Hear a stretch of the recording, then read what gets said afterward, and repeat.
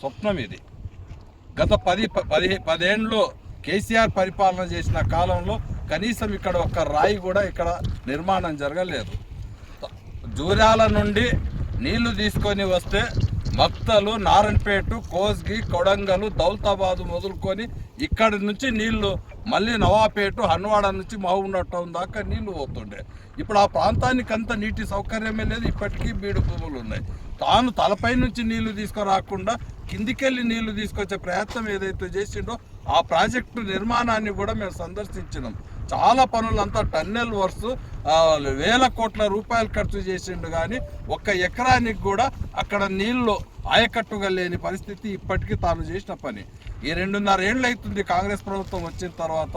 మన జిల్లా ముఖ్యమంత్రి అయ్యాడు, తానైనా కనీసము ఆ కోస్గి, కొడంగల్ నుంచే ప్రాధాన్యత వహించిండు. ఆ భూముల సంగతి ఆయనకు తెలుసు.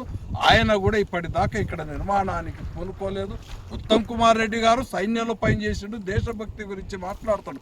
కానీ ఈ ప్రాజెక్టు నిర్మాణం కాకపోవడం వెనుక, ఈ ప్రాజెక్టును కేసీఆర్ నిర్మాణం చేయకపోవడం వెనుక ఈ భూములన్నిటిని కూడా రియల్ ఎస్టేట్ దోపిడీ దొంగల కట్టబెట్టడం కొరకు ఈ ప్రాజెక్టు నిర్మాణం చేయలేదు. నీవు నిజంగా దేశభక్తుడు అయి ఉంటే రియల్ ఎస్టేట్ వ్యాపారాల మాట వినకండి, రియల్ ఎస్టేట్ వ్యాపారాల వైపు కాకుండా రైతుల వైపు ఆలోచన చేయాలని చెప్పి మేము విజ్ఞప్తి చేస్తున్నాము. ఇక్కడ నీళ్ళు వస్తే అనేక మందికి ఉపాధి దొరుకుతుంది. ఇవాళ మా కార్మికులందరూ బాంబే, పూణే వలసలు పోయిన లక్షలాది మంది ఇప్పటికీ వలసలు పోయి ఉన్నారు. కాబట్టి ఆ వలసల నివారణ జరగాలంటే కూడా ఈ నీటి ప్రాజెక్టుల నిర్మాణం చేయాలని చెప్పి మేము ప్రాజెక్టుల జేఏసీ సాధన సమితి నుండి, అదేవిధంగా కార్మిక వర్గం నుండి డిమాండ్ చేస్తూ ఉన్నాం.